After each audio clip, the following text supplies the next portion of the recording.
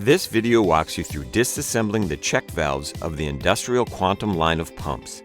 Before starting, ensure you have the following required tools shown per your pump model.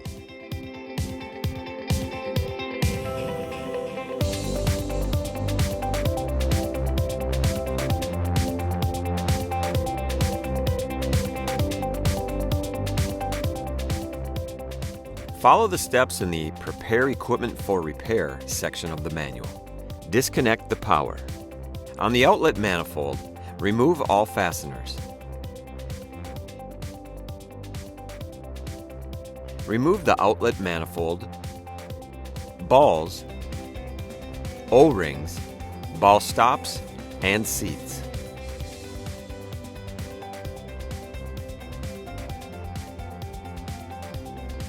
On the inlet manifold, remove all fasteners. Remove the inlet manifold, O-rings, seats, and balls.